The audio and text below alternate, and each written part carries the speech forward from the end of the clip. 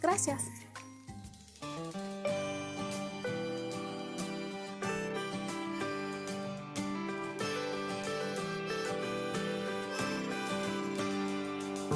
Live the life you want, nobody can stop you. Shoot for the sun and break on through. So you're blind, you'll be fine, we got good news. You can live the life you want, yes, we know the truth. Grab a cane, get trained, gotta get moving. Make a change on a wage, that's what we're doing. Come with me, yeah. And live the life you want, nobody can stop you. Shoot for the sun and break on through. So you're blind, you'll be fine, we got good news. You can live the life you want, yes, we know the truth. You and me and a bee, let's dream together. And a bee, you and me, lives on forever. You will see, yeah. You can live the life you want, nobody can stop you. Shoot for the sun and break on through. So you're blind, you'll be fine, we got good news. You can live the life you want, yes, we know the truth. You can live the life you want, yes, we know the truth.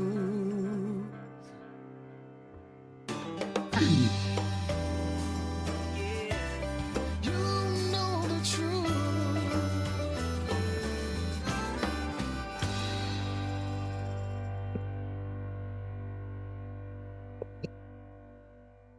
Good evening, everyone, and welcome to our October presidential release, broadcasting live from Louisville, Kentucky.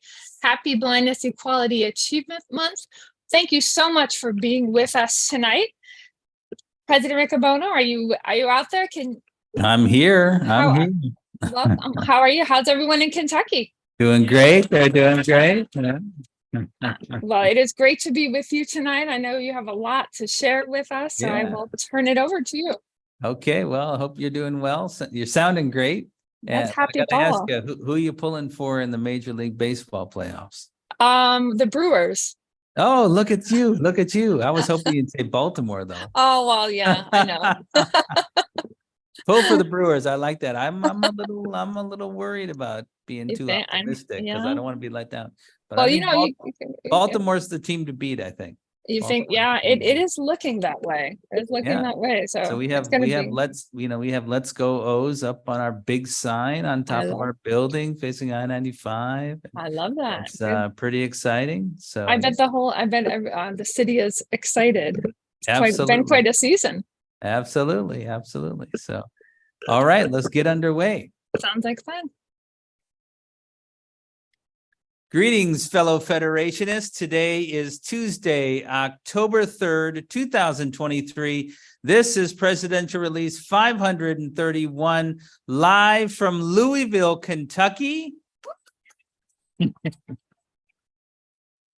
That's right, at the Hyatt Regency, downtown Louisville, near 4th Street Live and all the amenities of Louisville. We've had a number of national conventions not too far from here, so it's great to be back together and great to have a live audience here in Louisville to kick off Blind Equality Achievement Month. So thank you to our Louisville chapter, to our Kentucky affiliate, to our affiliate president and other leaders who are here to host this presidential release live to kick off this very special month when we are having a focused time to raise awareness about the capacity of blind people. And I would like to remind everybody that you can go to nfb.org/blind-month to check out the updates and send in events that your chapter might be hosting for this year's Blind Equality Achievement Month. And it's never too late to share those events with us at the national office. There is a lot going on as we get into the last quarter of 2023. And one of the topics, of course, is a recent rise again in COVID across the country. And you may have noticed that the White House recently announced that it was again making at-home COVID tests available to Americans to reorder. People are now able to place an order for free at-home COVID tests, and each household can place one order, which will get you 12 tests. Now, as Federationists will know, we did substantial work the first time around that the government did this to get them to fix it. And I have to say, this time they got it right from the beginning. So it does show you that what we do does work. So we have checked with the folks in the government, and you can now get accessible tests from the government through this program. They are making the Illum accessible test available, and you can order them via the online system or over the telephone. And you will need to go through the specific channels to get accessible tests. Believe it or not, apparently some people wanted the accessible tests who didn't necessarily need them. So the government, to their credit, has taken extra steps to make sure that these tests really go to the people that need to use these specific tests the most. So if you want to order your tests online, and I know many people already have, I know because the Riccobonos have ordered theirs for at home. You go to acl.gov/accessible tests. That's plural, accessible tests. acl.gov/accessible tests. You can also order them by phone by calling 1-800-232-2. Let me try that again. 1-800-232-0233. And you'll want to select the language that you want to be prompted in. And then once you do that, you'll want to select item number 8 for the accessible tests. Again, if you don't select item number 8, you will get an inaccessible test. So make sure you go through that specific channel. There is assistance available for both placing orders and help understanding how to administer the test by calling 888-677-1199. And through this, you can get other information as well.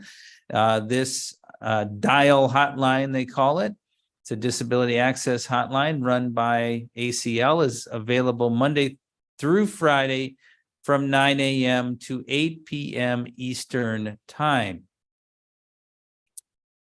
We in the National Federation of the Blind have long valued building leadership, and we continue to look for new ways to build leaders. I talked on last month's release about it being the 50th anniversary of the first presidential leadership seminar, which was held in the fall of 1973. And this month, we're coming upon the 25th anniversary of the passing of Kenneth Jernigan, who was our second great president and who started the presidential leadership seminar and has did so much to make sure that our organization stayed focused on investing in new leaders. Well, we thought that it would be a good thing to reinvest in leadership by sponsoring this year a new program which is the Kenneth Jernigan Leadership in Service program. And this past weekend, we had our first class of 15 individuals who are part of our inaugural class. And I just wanted to call them out on this presidential release. We're really honored to have the opportunity to work with them all year on leadership. And the class includes Susan Bellimer of Vermont, Heather Bird of New York, Christopher Bove of Rhode Island, Felicia Bradford of Michigan, Janice Bright of South Carolina, Jenny Carmack of Missouri, Jean Kim of California, Hunter Keister from Wisconsin, Stacy Leap from Pennsylvania, Carly Mullen from Maryland, Juhi Narula from Maryland, Aleda Santos from Puerto Rico, Camille Tate from Florida, Liz Wise Carver from Texas, and Becky Young of Iowa. You certainly will be hearing more from these individuals as you come across them in various Federation events, and we will definitely be celebrating them at the National Convention when we come to the end of their program. One of the things that these 15 individuals are doing is to help shape what the future program implementation looks like. So I'm pleased to report that leadership development continues to be alive and well, and I can't think of anything better to celebrate the legacy of Kenneth Jernigan than continuing to invest in new leaders in the organization. Now, leadership happens in many ways, though. And one of those happens to be our commitment to educators. And 2 weekends ago, we had 14 of our Teacher of Tomorrow participants for the 2023-24 school year. We have educators from Alabama, Alaska, Florida, Louisiana, New York, Ohio, Texas, Utah, Virginia, and Washington State participating. These are all teachers working with blind students who are early in their career, and we're giving them a positive understanding of blindness through real engagement with blind people through this intensive program. So if that's one of your affiliates, please make sure you meet these teachers and get to know them and bring them into the organized blind movement.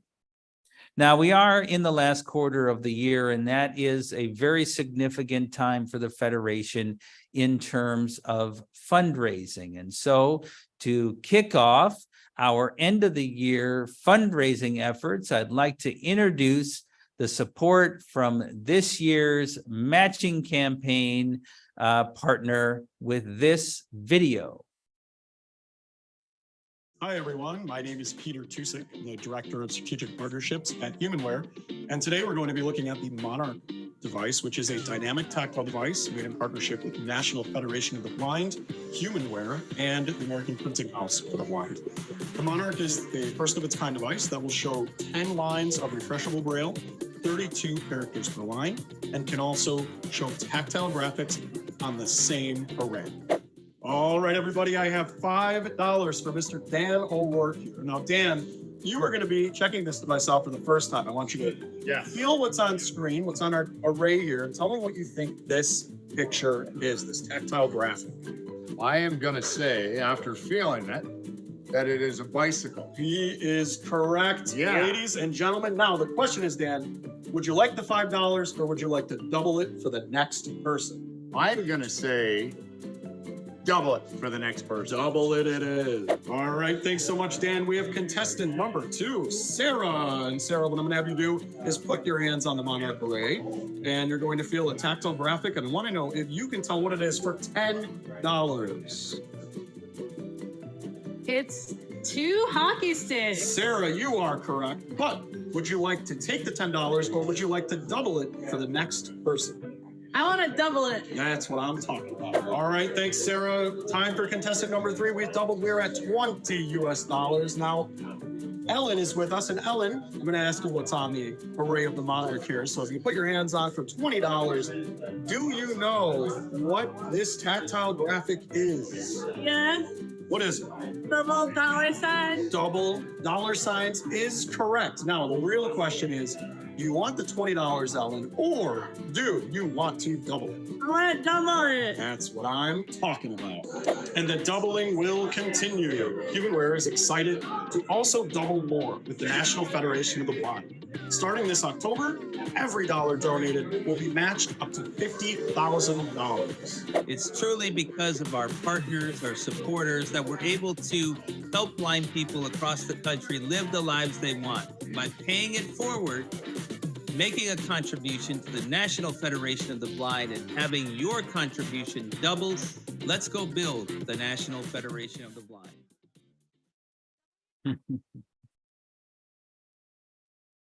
So first and foremost, thank you to Humanware, even with Peter's shameless plug for the Monarch device, which we continue to work on. And in fact, I'm here at the in Louisville for the American Printing House for the Blind conference annual meeting. Well, I'll be giving a keynote address later this week. But that innovation that we're helping to steer really is truly powerful. What's more powerful than that even is Humanware's continued work to make sure that we can continue to do work together by making sure that the Federation has the financial resources it needs to drive our advocacy and community building agenda.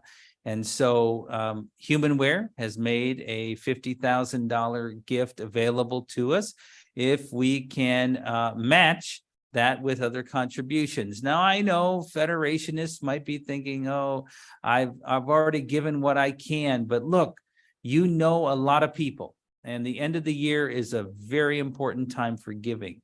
Help spread the word about this. You will see emails, find emails about it. You will get alerts about it in social media. Share it with your networks and let them know how powerful it is. If they choose to make a contribution, they're choosing to double it. And that's really powerful. And it speaks to the work that we're doing, not just as blind people across the country, but with great partners like Humanware and others to drive real meaningful change for blind people. Now, Humanware, I do have to say, has been a longtime partner of ours, and they're really a longtime leader in the blindness technology field. They have innovated literally dozens of products, and what's really important is they take very seriously taking feedback and diving deep with blind consumers to make sure that their products really do what we want them to do. And so I encourage all of us to spread the word about this important end of the year giving opportunity for us. There are 3 ways to give.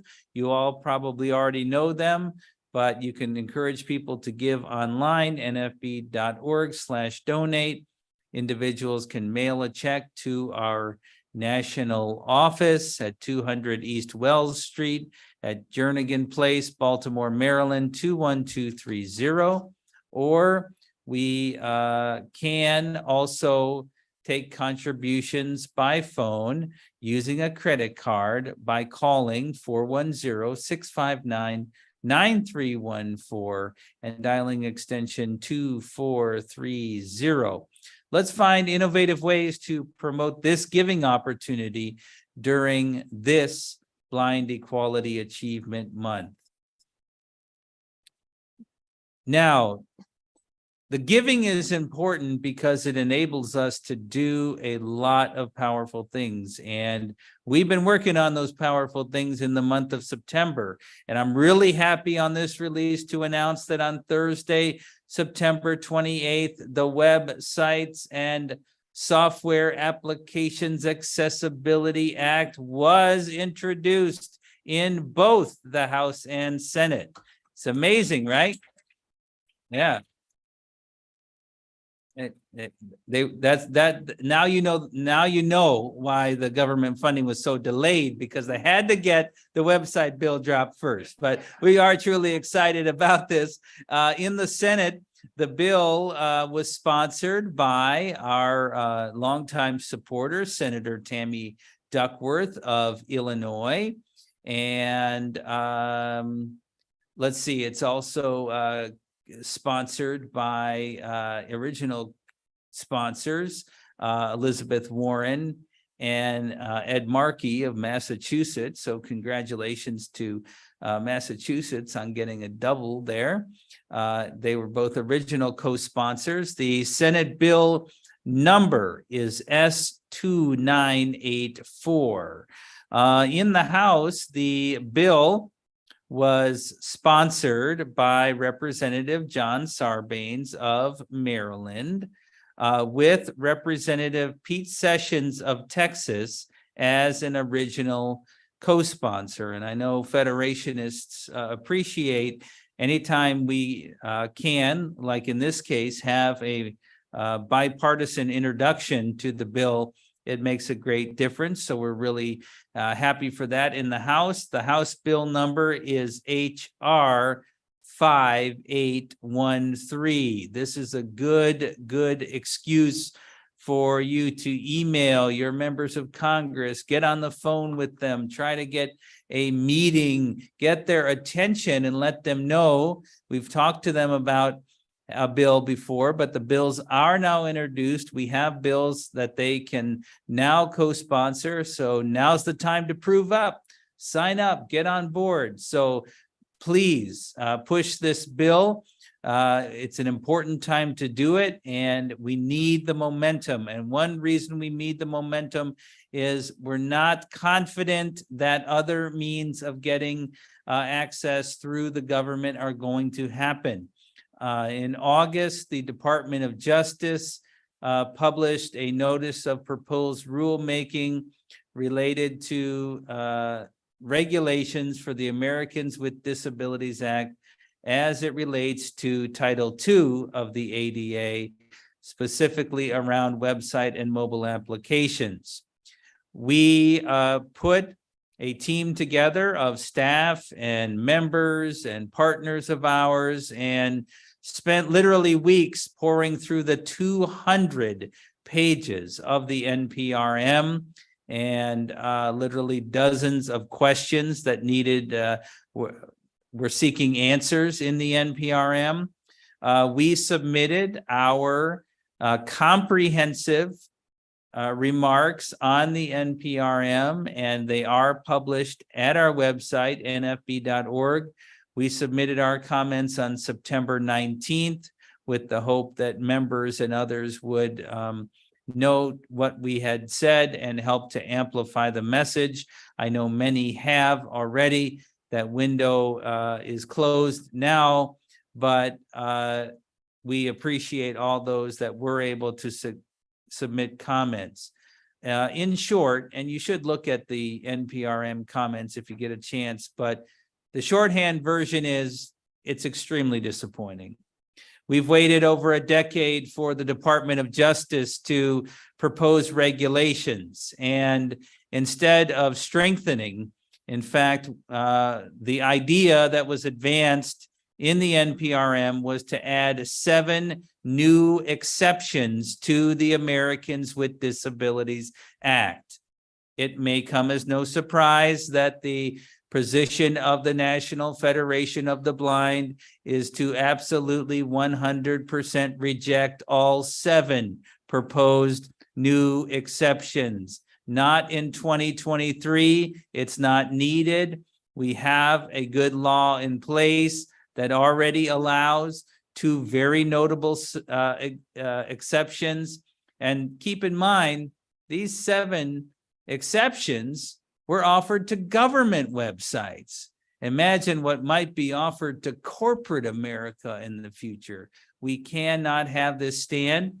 So I'm going to let you know that although that message is a little bit disappointing, stay tuned. We're going to keep the pressure on, and we're thinking about doing some other things because in the next 90 days plus, the Department of Justice will be sorting through all this, and with the hope of putting out a final rule sometime late next year before the end of the administration, which is kind of their timeline.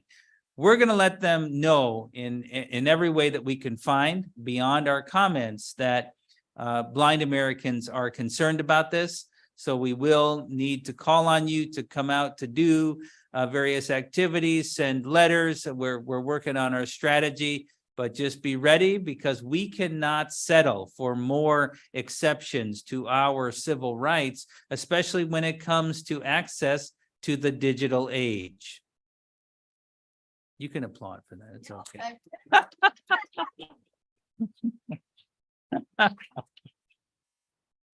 This is a very polite group, you know, they're like, we don't want to mess up the recording.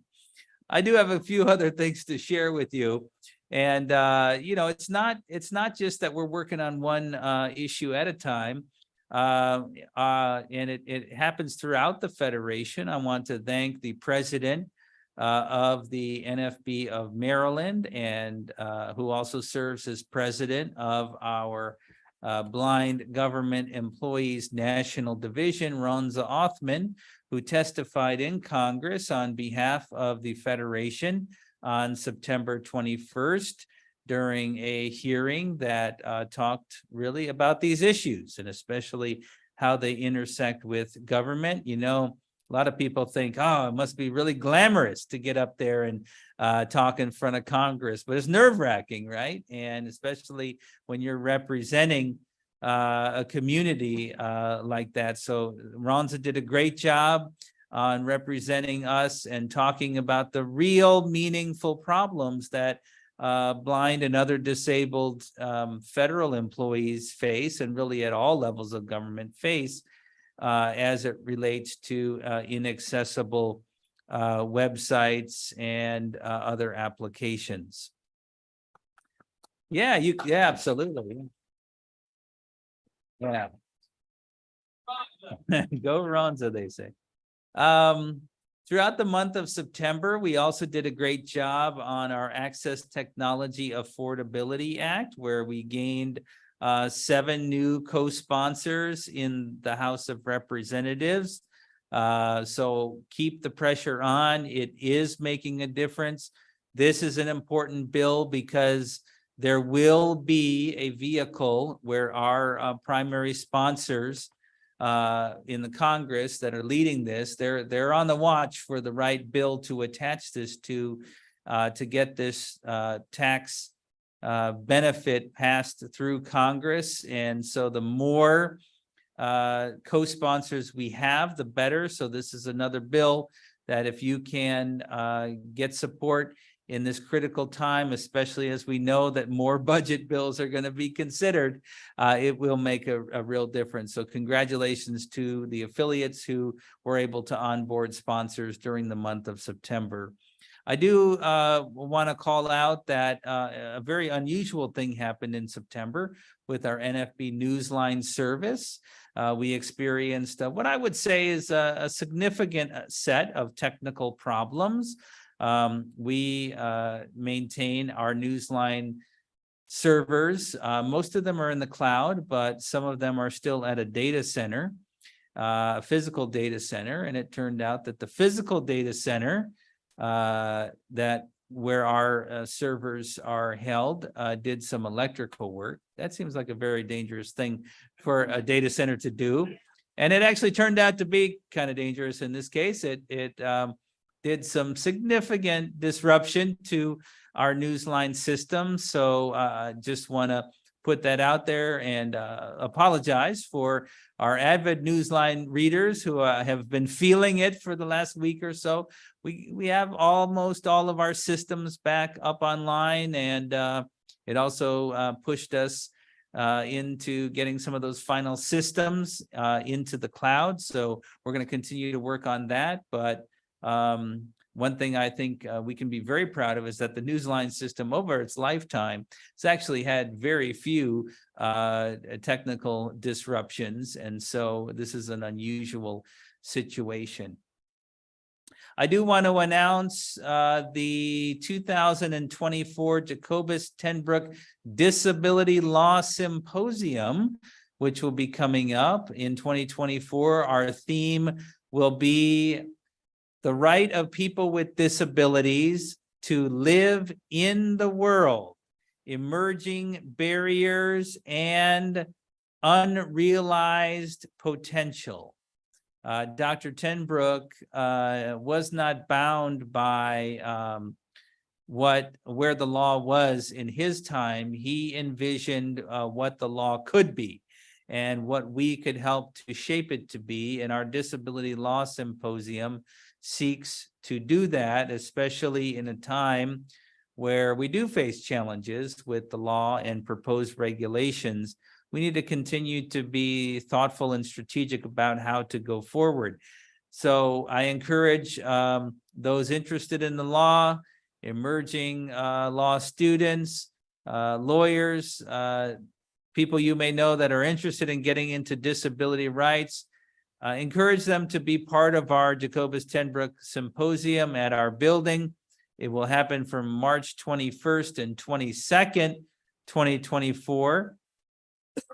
We are currently submitting or accepting submissions for plenary session and workshop proposals. The deadline for those proposals is December 31st of this year. So if you have folks that have interesting topics that they might want to talk about at the Law Symposium, please encourage them to submit their proposal. Registration and hotel information for this symposium will open up at the beginning of January of next year. It's a very scholarly gathering. It has made a huge difference over the last almost 20 years now in terms of pushing the thinking on disability rights. Now, I got two more quick things before I want to pause and give a little time here to our Kentucky affiliate. And the first of the two is to talk about the PAC plan. This is our pre-authorized contribution program where chapters, affiliates, and individuals can make a monthly commitment of funds to the Federation. And I want to welcome the new Wayne County chapter of our Michigan affiliate, which has recently joined the PAC program. So thank you to our chapter in Michigan for being part of that program. Another important program we have is our Dream Maker Circle. Now, this is a way for partners, members, other donors to make an end-of-life commitment to the Federation while they're still alive. And our list continues to grow. And our Dream Maker Circle list is really important because it encourages others who are thinking of putting us in a will or making some other kind of commitment to give financially to the Federation on their passing. The more individuals they find on the list, the more confidence they have, especially if they don't know us that well. So every person counts, and we would like to welcome Deborah Zwicky of Minnesota as the newest member of our Dream Maker Circle. Thank you for your commitment, and I hope that more of you will consider being part of the Dream Maker Circle. You know, dreams in this organization have come into reality because of effort all over the country. And our affiliates are so very critical to the work that we do. And I thought since we were in Louisville, it would be great to hear a little bit about our Kentucky affiliate. But it's not just hearing from our Kentucky affiliate. We're really quite honored this evening that we can hear from an individual who has been a huge part of those contributions. She has served as our president here in Kentucky. She has served with distinction on the Federation's national board. And like all successful Federation leaders, she has always stayed rooted in the local work of the Federation right here in Louisville. So it's my honor to turn over the podium this evening to talk a little bit about our Kentucky affiliate to Kathy Jackson.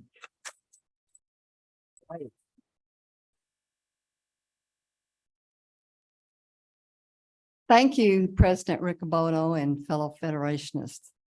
As the story goes, there was a young blind gentleman who was a student at the University of Louisville who was contemplating his future as a blind man and the future of other blind people in Kentucky as well. And this young man was Harold L. Reagan, our first president of the Kentucky Federation. Harold had a reader at school, and this reader had a blind friend who coincidentally knew Jacobus Tenbrook, our founder and first president of the National Federation of the Blind. Filled with lots of excitement and anticipation, Harold flew from Kentucky to California to personally meet with Jacobus Tenbrook. Harold came back to Kentucky just filled with hope and anticipation, and he just knew he had to become a part of this national movement that was catching fire. Somehow, and I don't know how the meeting took place, but he met another blind gentleman named Bob Whitehead, who coincidentally was our second president of the Kentucky Federation. He began telling Bob all that he had learned from Harold, and hope was starting to swell in Bob as well. Now, their first order of business was to try to convince other blind people that becoming a part of this movement could be such an advantage. And so they had to build membership.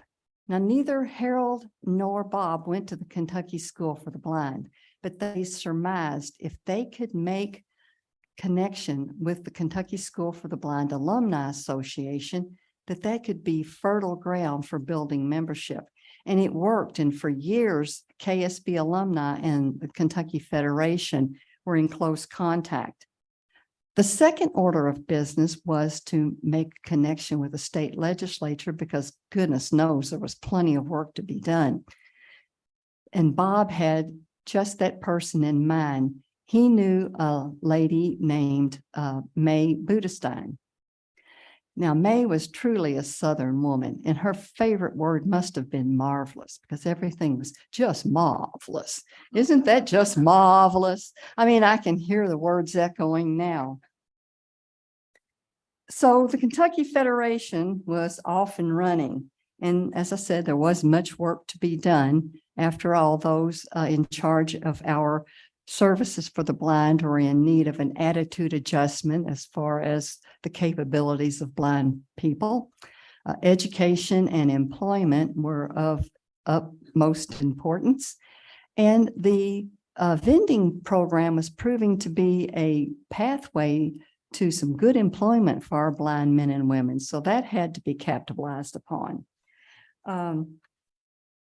If these issues sound familiar, you know, you might think about how the more things change, the more they stay the same.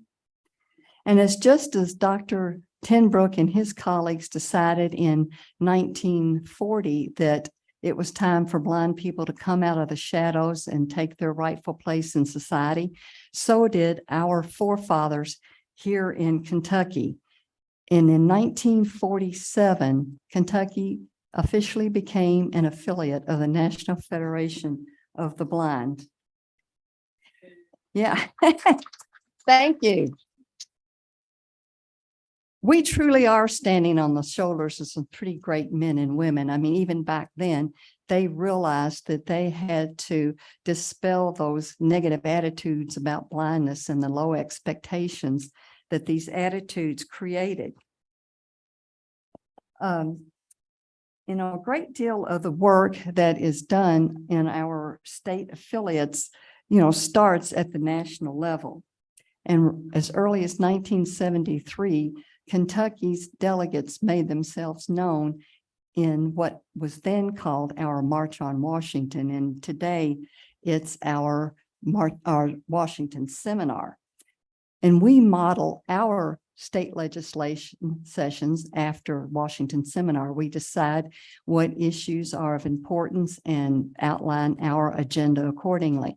And we've put out some pretty impressive legislation in this state. One of the most significant pieces that I can think of was back in 1979, when after several years of fighting, we finally were granted our separate state agency for the blind.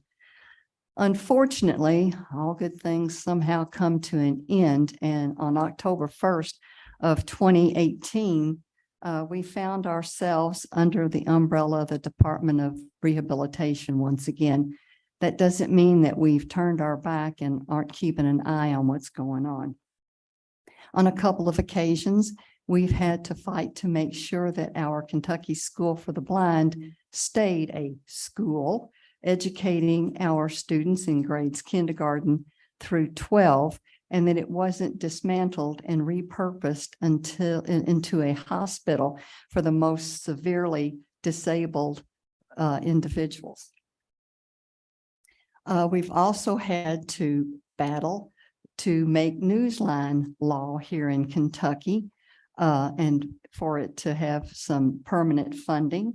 We succeeded, and Newsline is alive and well. We're currently working on a couple of bills, the Parents' Rights Bill and the elimination of sub-minimum wage for the blind and disabled. Now, all state affiliates kind of go through this ebb and flow with membership. I mean, that's just the name of the game. But there are other ways to measure the success and growth of your chapters that aren't readily as noticeable. Like, for example, for years, we had wanted to expand our state conventions. We wanted them to be more than just, some guest speakers and a business meeting. Well, our technology assistive division took the bull by the horns, and they've turned our Fridays into an all-day activity. I mean, they've sponsored job fairs, technology seminars, they've presented some good speakers, and they've organized exhibit halls.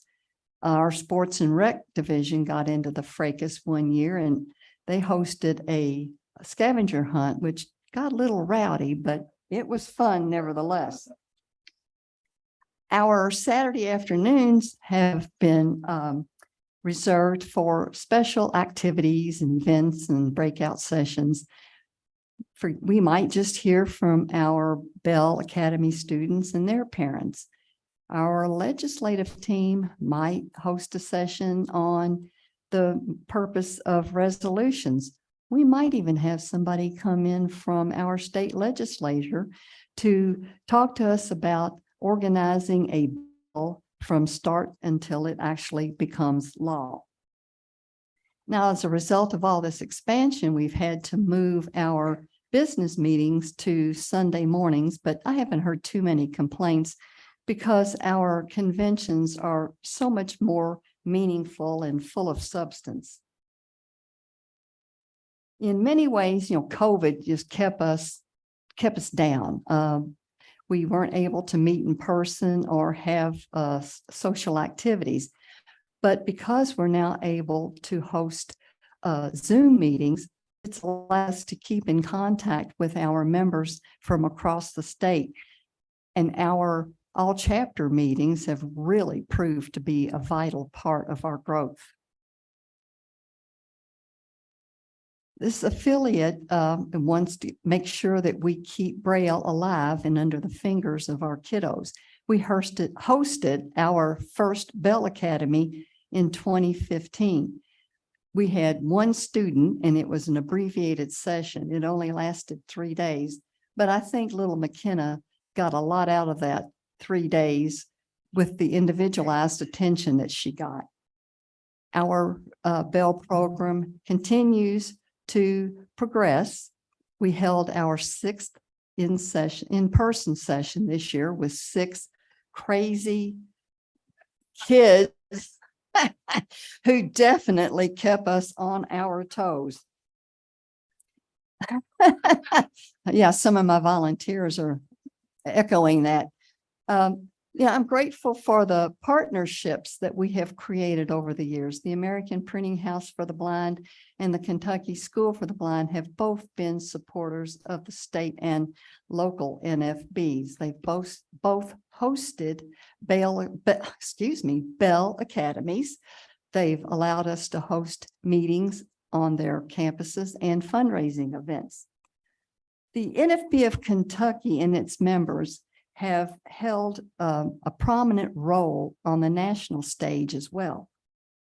We've held 6 national conventions right here in Louisville: 1954, 1966, 1985, 2002, 2003, and 2005.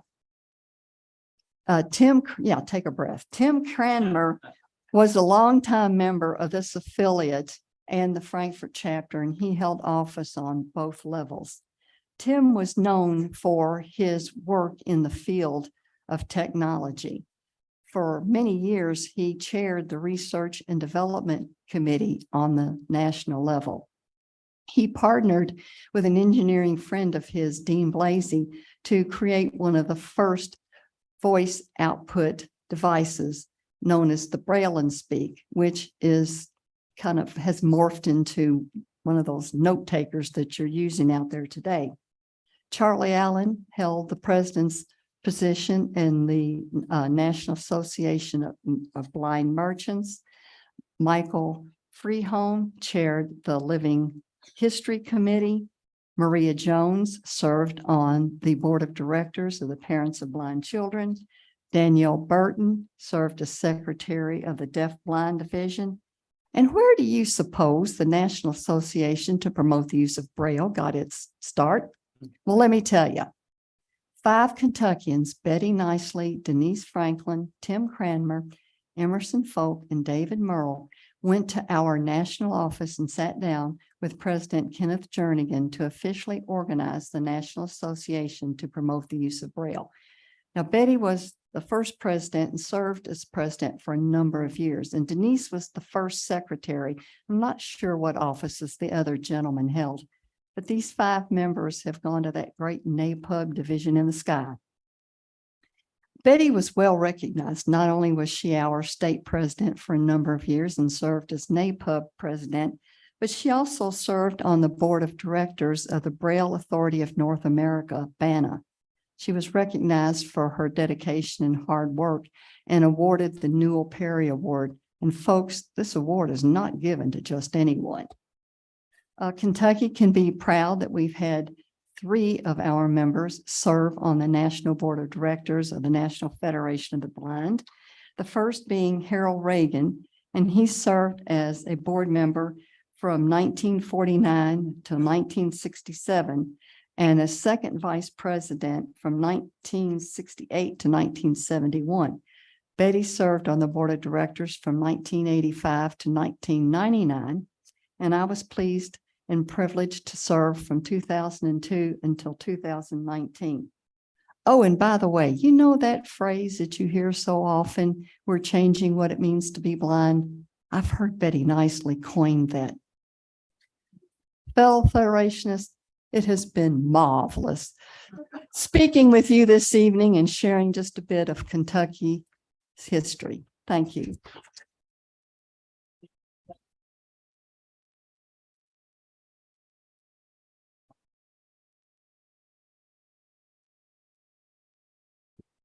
All right. Thank you, Kathy. I was going to say nicely done, no pun intended.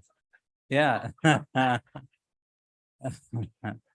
That's great. It for those who might be tuned in who didn't get to experience a Kentucky convention, some of that is a lot of stuff they didn't know, but for those of us that did get to experience some of the wild Kentucky conventions, memorable, very memorable for many reasons. It's really great to review. And again, the history is really important indicator for us in terms of thinking about where we want to go in the future. And, what a privilege it is for us to stand on the shoulders and the work of folks that have done really incredible things to create the opportunities that we have today. Okay, I have two, let me see here.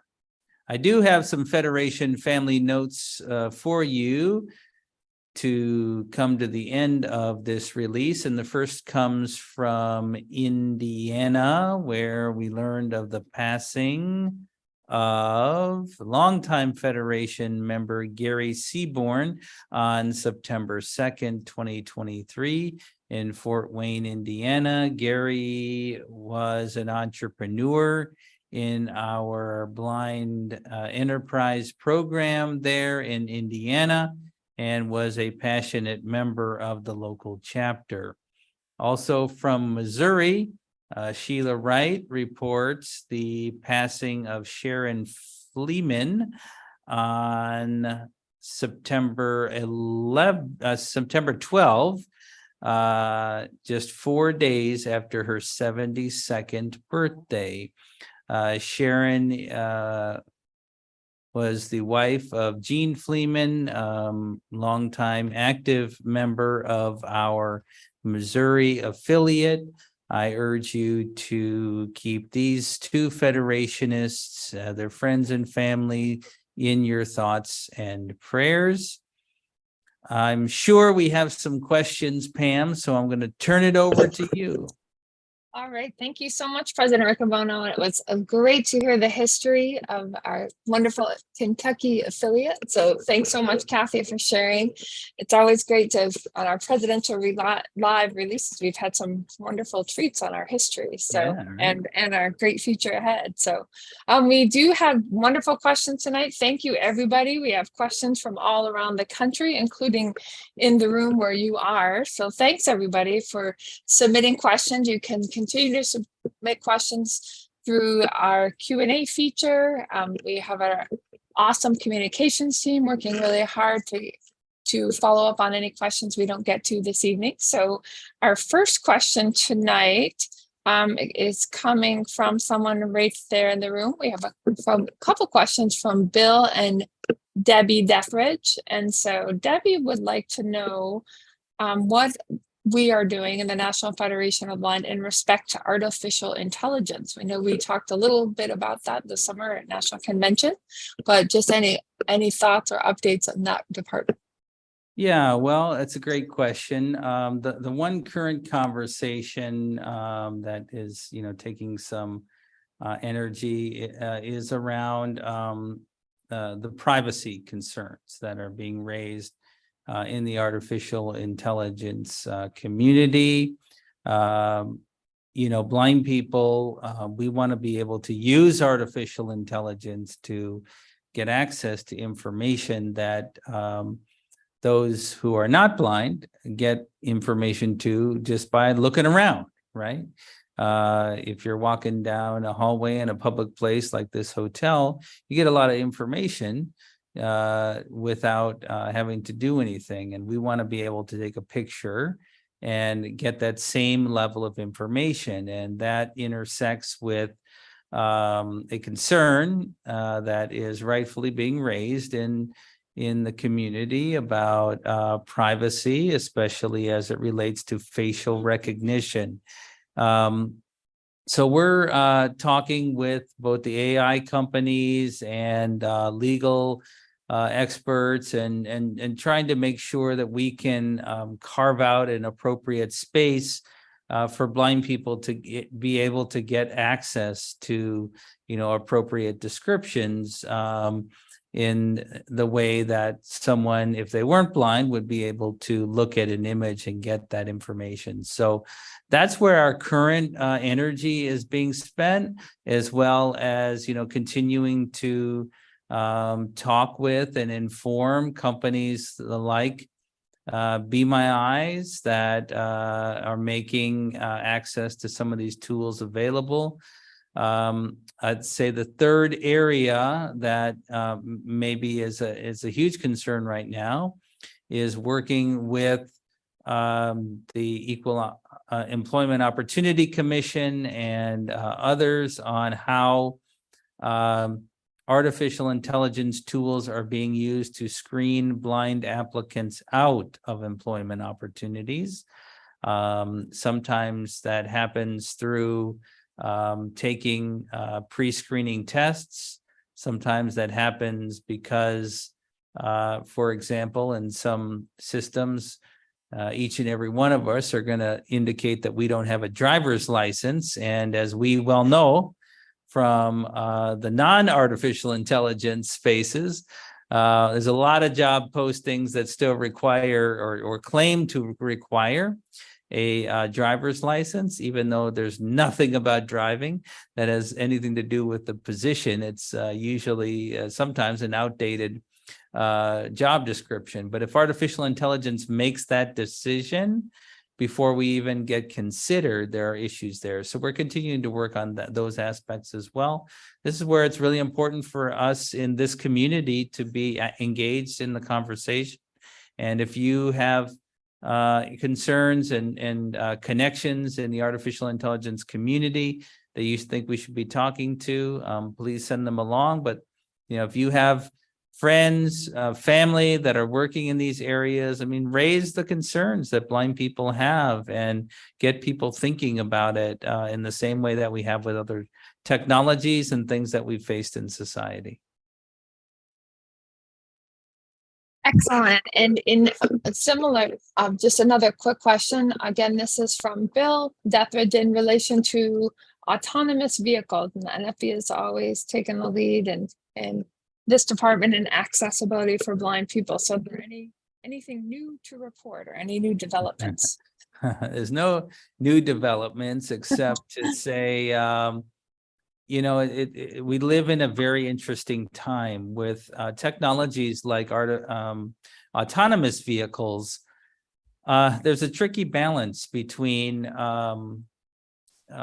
testing and exploring demonstration projects with these technologies, especially where their future improvement is going to be made even better by the data that they collect, right?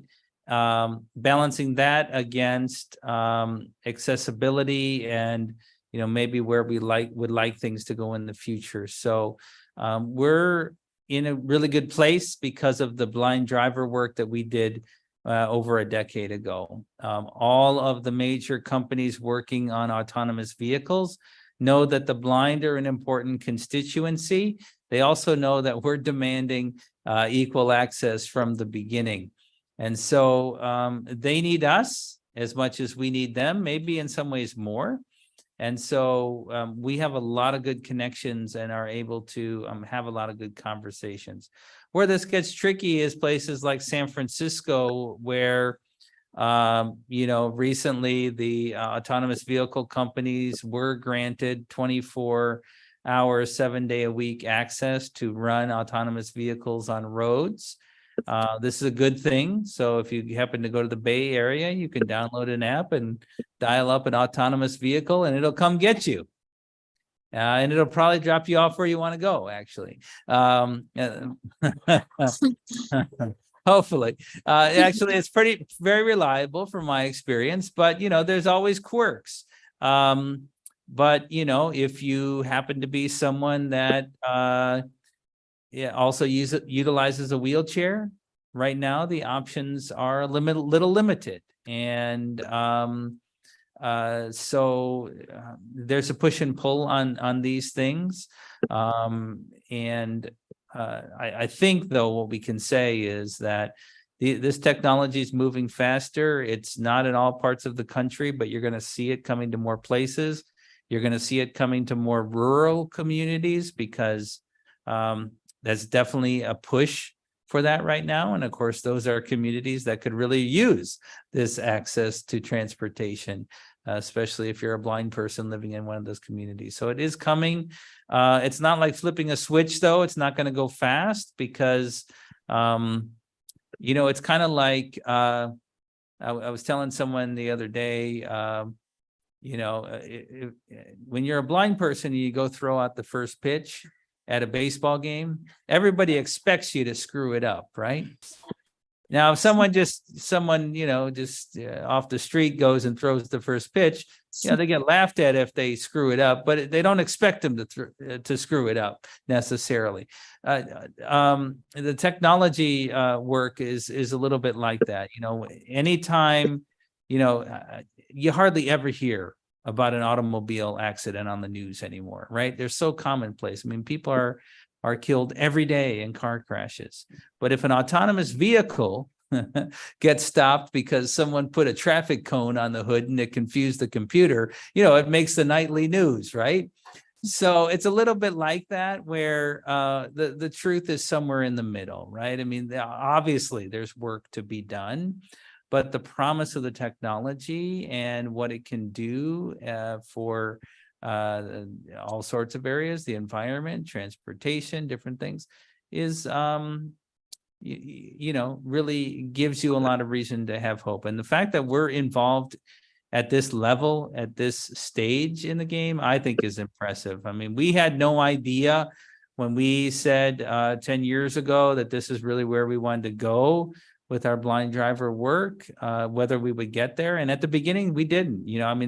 I can tell you, I was at the first meeting at the Driverless Car Summit, and Google laughed us off the stage, like, you guys get out of here. That is not Waymo's position today, and so it is because of our work. So I want to present that it is optimistic, but I also don't want to say it's going to happen in your community tomorrow and it's going to be foolproof. Thanks for those great questions, Bill and Debbie. And we definitely will continue to advocate, be leaders, and make sure that we're heard in that. We have another question concerning, this is another issue we've talked about at conventions and had a lot of dialogue on. This is from Claudia, and she'd like to know, how can we advocate for more descriptive video on TV shows, movies, and other areas? So what I would say about that, and I'm throwing a cue to my colleague Everett Bacon, who's in the room, who does serve on the FCC Advisory Commission on behalf of the Federation. But two things. One, you should ask for it. You should ask the providers for it. You should write them letters. And the second thing is writing to the online providers, the stations, the producers, whoever you can get to when they're providing description, right? They need to hear both sides. And by the way, they should still hear from us when the descriptions are really bad, because sometimes they're still not that good. I don't know if you've noticed that, but they're much better than they used to be, right? But the industry's gotten better, but they still need to hear from us. And I think, unfortunately, sometimes the message that they've gotten is that we're so grateful to have any level of description that anything is enough.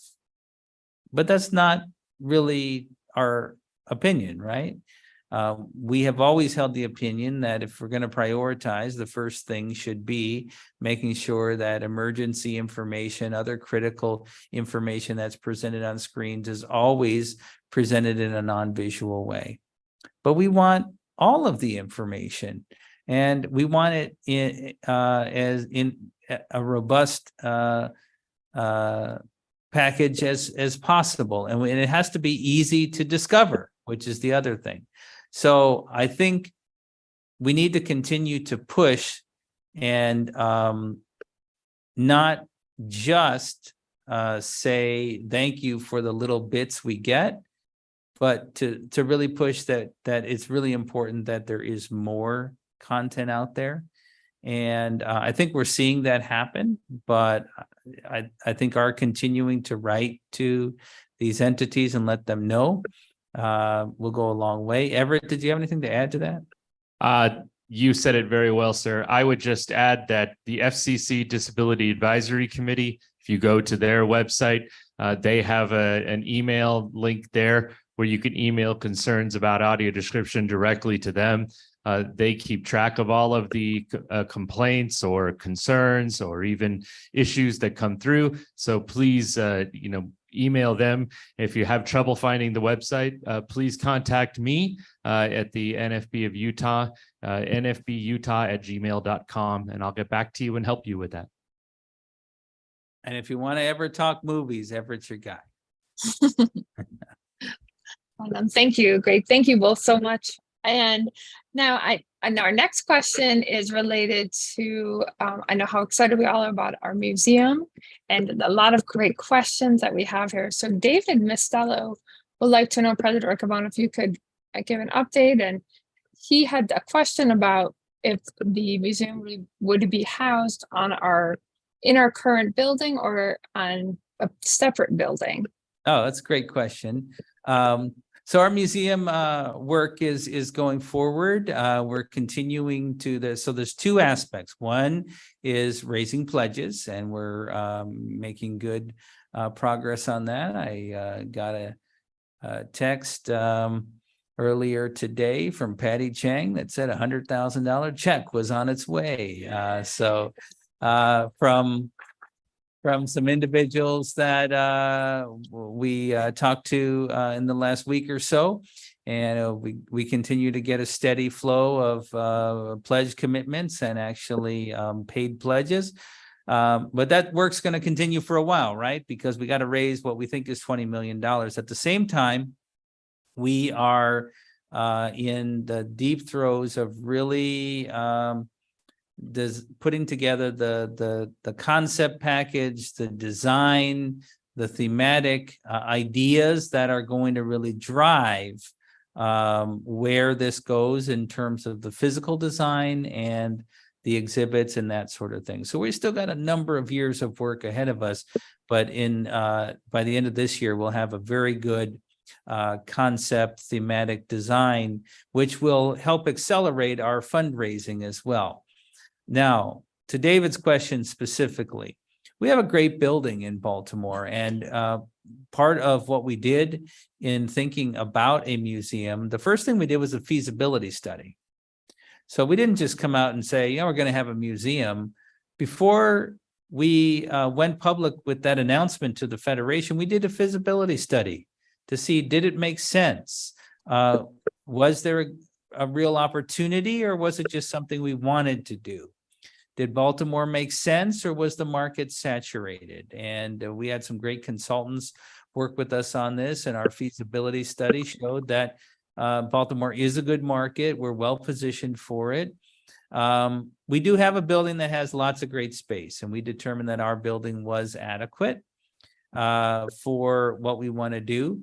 20 years ago, we opened the National Federation of the Blind Jernigan Institute building. And that building is a 4-story building. The second floor of that building, the newer building, is partially finished space, I'll call it. About half of the second floor of the new building is dedicated already to our substantial corporate and library archives, so tens of thousands of square feet. But we have approximately 20,000 square feet that's just a big open room. It's been waiting for 20 years or so for a purpose. We didn't build it out because we didn't have a specific need or purpose for it. And so you don't want to build a space out and then decide, oh, wrong purpose, and have to redo it. So it's just a big shell of a room. And when we've showed it to our museum consultants, they're like, this is wonderful, because A, we don't have to build a building. B, we don't have to remodel anything, which is exceedingly difficult. So right now, we envision that as being the space. So it'd be the second floor. People would come into our Wells Street entrance. We would do some work on our entrance to make it a little more conducive to both museum traffic and our day-to-day business traffic. And they would take the elevator up to the second floor and experience the Museum of the Blind People's Movement. Now, I say that when we get further into design, we may think, maybe a different part of the building really would be better, but we don't think so. And we think this is going to challenge us on how to even have our operations of our national headquarters be more dynamic. So that's the idea. And that's the good news, because we don't have to build a building. We don't have to rent a building. We simply can build out space that already is ours. Excellent. Can't wait for that. So thank you, everyone, for the great questions that we've had. We have time for one more, I think, President Cabono.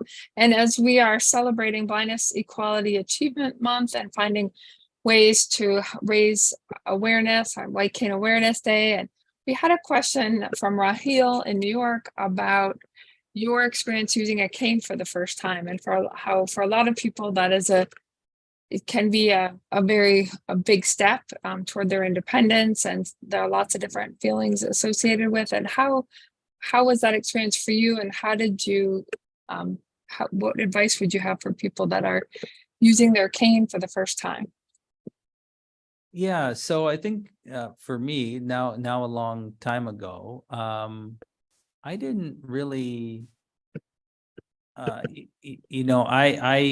had been faking it for so long, right? I didn't really know I was a blind person, and so I was really good at faking it. I was really comfortable in my own skin with figuring out how to get around in my own way. I got a cane, a fold-up cane, for graduating from high school. And I did know it was a good idea to take it to the University of Wisconsin so I didn't fall down the stairs in front of co-eds. But, once I figured out the routes, I put the cane in the closet, and, I don't actually know why. I don't think I actually was ashamed of it. I didn't know what to do with the thing, right? I mean, they just handed me this cane and said, here you go, good luck. So I never had, a blind person who could say, this would benefit you. Now, when I was invited to go to the NFB convention in Anaheim, I thought, I've never traveled across the country by myself. I bet you this cane might come in useful. No one told me, to bring it. Just I thought, well, it would help. And the truth of the matter, I didn't know what I was doing with it, but I certainly wasn't getting good information from it. It was a short, very heavy cane.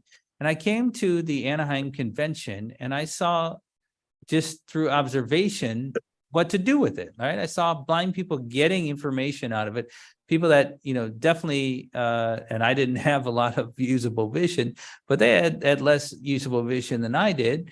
And, they had to show me where to go. And here's the story I want to tell about this. And I guess I'm unusual because I wasn't really ashamed of it. I just really didn't know what kind of value it could have. But I was a student, and people were sitting around at the pool, California, and they're talking about their canes and the length of their cane and the weight of their cane. And I'm like, we're at the pool in Anaheim. What are you talking about? But, the whole time I'm absorbing their conversation, right? And I think for me, I didn't really understand the freedom and the value of the cane until I really listened to blind people talk about how they used it. I mean, I had professionals who told me, well, it'll be a good signal to other people that you can't see. But it wasn't until someone put it in terms of, well, how's this going to benefit me? And I mean, that it is a signal to other people, I think is a good note. But I think the way we can make it meaningful to folks is say, look, this is going to benefit you. Sure, nice that it tells other people that you might not be able to see them, but they're also going to want to try to scan it when you check out at Walmart. So it might not, So, yeah. Interesting question. Yeah, excellent. No, thank you so much, President Carbono, for sharing that story. And I know that we have had so many great questions. Again, thank you for everyone for submitting. And if we didn't get a chance to answer your question, we will be following up. So thank you. It was great to be with everyone tonight, live from Louisville, Kentucky. Great to hear our history and talk about all of the exciting things that are happening. Thanks for doing a little overtime here. Yeah. Yes, we are. We're dedicated in the National Federation of the Blind. So thank you for being with us tonight. You can contact President Riccobono at 410-659-9314 or via email at officeofthepresident@nfb.org. Please join President Riccobono on November 1st at 8 p.m. Eastern for our next presidential release. Thanks so much, and I'll turn it back to you, President Riccobono. Thank you very much, Pam. It's been great to be with you, and thank you again for doing overtime to our team back in Baltimore for going a little over the hour. Really appreciate it. I think that's what I have for this October presidential release. It is going to be an exciting month of activities for Blind Equality Achievement Month, many affiliate conventions, a number of exciting things going on. I'm looking forward to going to the Baltimore Greater Baltimore chapter water distribution at the Running Festival in Baltimore. So I know a lot of other chapters. Wish I could be there to participate in your fun and interesting events. We do have a busy end of the year ahead, so I will leave it with all of you and say that I appreciate what you're doing to spread the awareness of the capacity of blind people every day. Let's go build the National Federation of the Blind. Hello, Oriana. Do you have jokes for us? Yep. What are they? Why did the vampire like baseball? Because he's a Brewer and an Oriole fan and it's the playoff season? No.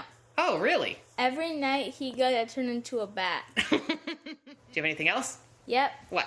What's a ghost's favorite pasta? I don't know. Spaghetti. Spaghetti. Hi, Elizabeth. Hello. Do you have a joke too? Sure. What? What do you call a monster who picks its nose? Disgusting? The boogeyman. Oh! I got one more joke for you. You do? What's a witch's favorite baseball team? I don't know. The Brewers. Oh, finally! A Brewers fan! The preceding message was brought to you by Mark Riccobono, President, National Federation of the Blind, 410-659-9314.